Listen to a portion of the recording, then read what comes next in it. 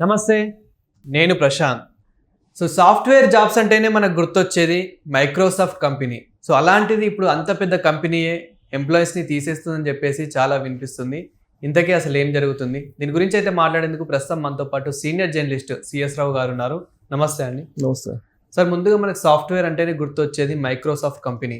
అలాంటిది అంత పెద్ద కంపెనీ ఇప్పుడు చాలామంది ఎంప్లాయీస్ని తీసేస్తుందని చెప్పేసి వినిపిస్తుంది. అసలు ఏం జరుగుతుంది సార్? ఇప్పుడు సాఫ్ట్వేర్ అనగానే మనం మైక్రోసాఫ్ట్లో జాబు, దాంట్లో ఉండేటువంటి ప్యాకేజెస్ ఇవన్నీ చాలా అట్రాక్టివ్గా ఉంటాయి. మైక్రోసాఫ్ట్లో జాబ్ రావడం అనేది ఒక పెద్ద దాని అచీవ్మెంట్గా భావిస్తుంటారు. అలాంటి మైక్రోసాఫ్ట్ కంపెనీ ప్రజెంట్ టాలెంట్ లేదు అంటే హోదాకు తగ్గ టాలెంట్ లేదని చెప్పేసి స్క్రూటినీ చేసేసి కొన్ని వేల మందిని తొలగిస్తూ వాళ్ళకి ఇక మీకు మైక్రోసాఫ్ట్తో సంబంధం లేదు, ఫైనాన్స్ డిపార్ట్మెంట్లో కానీ లేదంటే ఇతరత్ర విభాగాలు ఏదైతే ఉంటాయో మైక్రోసాఫ్ట్లో రకరకాల డిపార్ట్మెంట్ ఉంటాయి, ఈ విభాగాల్లో ఎక్కడో కూడా మీరు ఉండకూడదు, మీ ఇన్వాల్వ్మెంట్ ఉండకూడదు అని చెప్పి చాలా క్లియర్గా చెప్పేసి వాళ్ళని ఇంటికి పంపించేటువంటి కార్యక్రమం చేస్తుంది.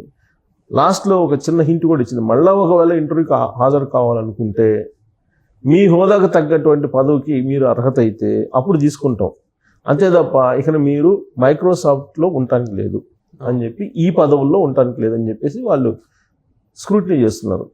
అయితే సాఫ్ట్వేర్లో స్క్రూటినీ చేసేటువంటి పద్ధతులు ఉంటాయి, లెవెల్స్ ఉంటాయి. ఈ లెవెల్స్ ప్రకారం వాళ్ళు స్క్రూటినీ చేస్తుంటారు. 80 లెవెల్ 80 అని అంటారు దాన్ని. లెవెల్ 80 స్క్రూటినీ చేస్తున్నారు అని అంటున్నారు. అంటే బాగా టాలెంట్ ఉన్నటువంటి వాళ్ళని తప్ప మిగిలినటువంటి వాళ్ళని ఇంటికి పంపించేటువంటి కార్యక్రమం మైక్రోసాఫ్ట్లో జరుగుతుంది. ఈ మైక్రోసాఫ్ట్ అనేది multinational company, corporate company, multinational company. కొంచెం దానికి ఒక నియమ నిబంధనలు వీటన్నిటిని పాటిస్తూ ఉంటారు. అవేమీ లేకుండా అసలు ఒకేసారి వాళ్ళని తొలగించడం అనేది ఇప్పుడు ఉద్యోగులు కూడా జీర్ణించుకోలేకపోతున్నారు. ఈవెన్ సోషల్ మీడియాలో కూడా వాళ్ళు పోస్టులు పెడుతున్నారు, మైక్రోసాఫ్ట్లో ఉద్యోగాలు పోగొట్టుకున్నటువంటి వాళ్ళు. ఎందుకంటే ఒక్కొక్కరికి కోట్ల రూపాయల ప్యాకేజీలు ఉన్నాయి. అంటే సార్, మనకి ఇక్కడ మైక్రోసాఫ్ట్ కంపెనీ అని కాకుండా చాలా మల్టీనేషనల్ కంపెనీస్ కూడా తీసేస్తున్నాయని చెప్పేసి కూడా మనం వింటూ ఉన్నాము. గత 2 సంవత్సరాల నుంచి సాఫ్ట్వేర్ రంగం ఉడిదొడుకులతో ఉంది. అమెరికాలో రెసిషన్ నడుస్తుంది, ఆ రెసిషన్ పోయింది అంటున్నారు కానీ బట్ అక్కడ వచ్చినటువంటి రెసిషన్ వరల్డ్ వైడ్ ఉంటుంది.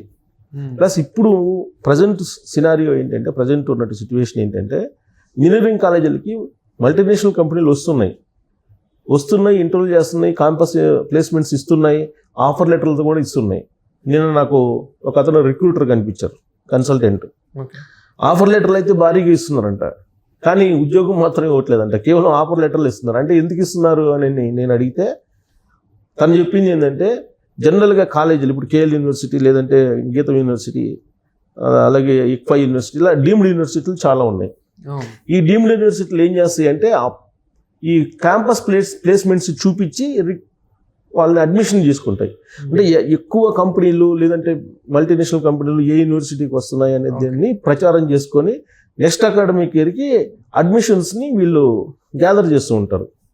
అసలు న్యాక్ గ్రేడ్స్ ఇస్తాయి, న్యాక్ A+ అని, A++ అని, A+++ అని ఇలా ఇస్తాయి. ప్రతి సంవత్సరం ఎవ్రీ ఇయర్ ఇస్తాయి. ఆ యూనివర్సిటీకి సంబంధించి ప్రైవేట్ యూనివర్సిటీలకు సంబంధించినటువంటి నామ్స్ ఏవైతే ఉంటాయో ఆ నామ్స్ని ఫుల్ఫిల్ చేసుకుంటే కనుక న్యాక్ గ్రేడ్ ఇస్తుంది. న్యాక్ గ్రేడ్ ఇస్తే దాన్ని పబ్లిసిటీ చేసుకుని అడ్మిషన్స్ని వీళ్ళు పొందుతుంటారు. ఇప్పుడు కేఎల్ యూనివర్సిటీ కానీ, గీతం యూనివర్సిటీ కానీ లేదా ఇతర ప్రైవేట్ యూనివర్సిటీలు ఏవైనా కానీ అంతే. అందుకే ఇప్పుడు వాళ్ళు డబ్బులు ఇచ్చేసి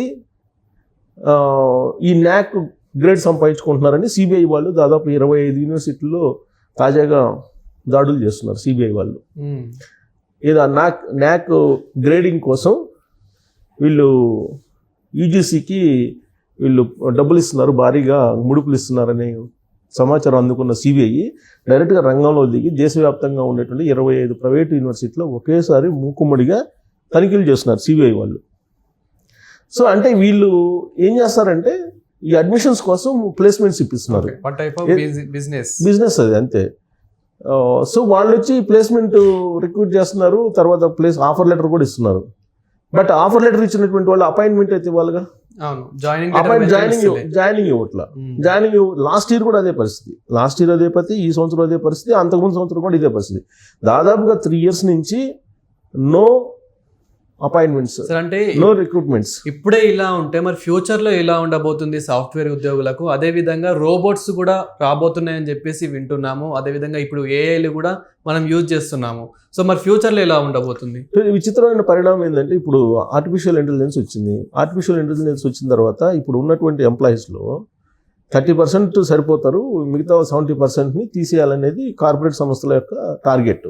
అందుకే ఆల్రెడీ 2 years నుంచి లే ఆఫ్స్ ఉన్నాయి. కొన్ని లక్షల మందిని తీసేశారు, మామూలు కాదు, వేలల్లో కూడా కొన్ని లక్షల మందిని తీసేశారు.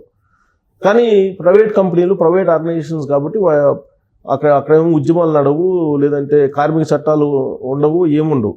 వాళ్ళు ఏంటంటే పింక్ స్లిప్ ఇచ్చేస్తారు, బెంచ్ మీద పెడతారు, 2-3 నెలల తర్వాత ఇంటికి పోమని చెప్తారు. ఇది జరుగుతోంది. దీన్ని అడిగేటువంటి వాళ్ళు ఎవరున్నారంటే ఎవరు లేరు. యాక్చువల్గా గవర్నమెంట్ తీసుకోవాలి వాళ్ళ మీద చర్యలు. ఎందుకు తీసుకోవాలి గవర్నమెంట్ అంటే, వాళ్ళకి రాయితీలు ఇచ్చి వాళ్ళని తీసుకొచ్చి పెట్టించారు కంపెనీలు, పెట్టుబడిదారులను పిలిచి రాయితీలు ఇచ్చారు గవర్నమెంట్ నుంచి. ఎలక్ట్రిసిటీ రాయితీ ఇచ్చారు, మంచినీళ్ళకి సంబంధించిన రాయితీలు ఇచ్చారు, భూములు ఫ్రీగా ఇచ్చారు తక్కువ రేటుకి.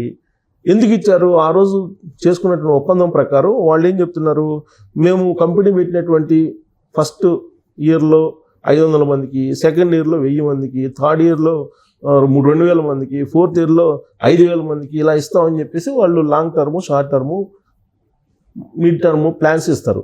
వాటిని బేస్ చేసుకుని వీళ్ళు భూములు కేటాయిస్తారు. హైదరాబాద్లో ఒక 20 ఎకరాల భూమి ఒక సాఫ్ట్వేర్ కంపెనీకి ఇచ్చారని అంటే దాని వాల్యూ ఎంత? 100 కోట్ల పైన ఉంటుంది కదా ఈజీగా చేసుకున్నా. మరి 100 కోట్ల రూపాయలు విలువ చేసేటువంటి భూమిని వీళ్ళు నామినల్ రేటుకి ఒక 50 లక్షలకో లేకపోతే 1 కోటి రూపాయలకో ఇస్తున్నారు కదా.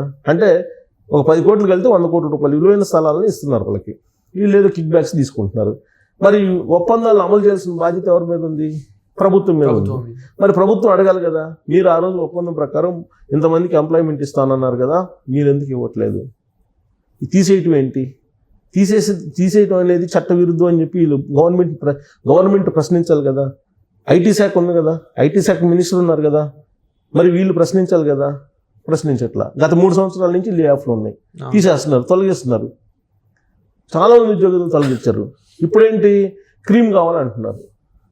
ఇప్పుడు హోదా ఉంది, ఏదైనా కంపెనీలో ఒక హోదా ఉంటే ఆ హోదాకు తగ్గ మీకు టాలెంట్ ఉందా లేదా చూస్తున్నారు. ఆ టాలెంట్ లేనప్పుడు పంపించేస్తున్నారు.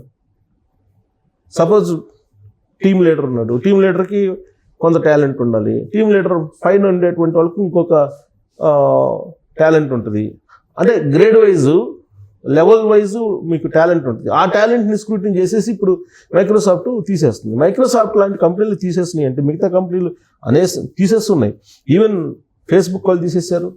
అవును, ఆల్రెడీ చెప్పారు కదా, అలన్ మాస్క్ క్లియర్గా చెప్పేశారు కదా, తీసేశారు. తర్వాత ఇన్ఫోసిస్ తీసేశారు, టీసీఎస్ తీసేశారు. ఏ కంపెనీ తీసేయకుండా ఉండలేదు, అన్ని కంపెనీలు తీసేస్తున్నాయి. అయితే ఇప్పుడు మైక్రోసాఫ్ట్లో భారీగా తీసేస్తున్నారు. మైక్రోసాఫ్ట్ అని అంటేనే మైక్రోసాఫ్ట్ ఒక గేమ్ చేంజర్ తెలుగు రాష్ట్రాల్లో. ఎందుకంటే మైక్రోసాఫ్ట్ వచ్చిన తర్వాత హైదరాబాద్లో మైక్రోసాఫ్ట్ వచ్చిన తర్వాతనే మొత్తం ఐటీ మొత్తం ప్రమోట్ అయ్యింది. అలాంటి కంపెనీ ఇప్పుడు డోల్రమ్స్లో ఉందంటే వాళ్ళు అపాయింట్మెంట్స్ ఇవ్వట్లేదు అని అంటే, ఉన్న వాళ్ళని తీసేస్తున్నారంటే డోల్రమ్స్లో ఉన్నట్టే కదా. సో కాబట్టి ఇది సాఫ్ట్వేర్ ఉద్యోగులకి ఒక రకమైనటువంటి ఇబ్బందికరమైనటువంటి పరిస్థితి. దీనికి కారణం అమెరికాలో నెలకొన్న రాజకీయ పరిస్థితులు, ఇంకొక వైపు సాఫ్ట్వేర్ రంగంలో వస్తున్నటువంటి ఆర్టిఫిషియల్ ఇంటెలిజెన్స్ ఎఫెక్ట్ అయి ఉండొచ్చు. ఏదైనప్పటికీ కూడా దానికి ఒక పద్ధతి, ప్రాసెస్ అయితే ఉంటుంది. ఆ ప్రాసెస్ లేకుండా మైక్రోసాఫ్ట్ వాళ్ళు తీసేస్తున్నారంటే ఈ ఎంప్లాయ్మెంట్ గ్యారంటీ ఏముంది, ఎంప్లాయీకి గ్యారంటీ ఏముంది? Thank you sir. Thank you.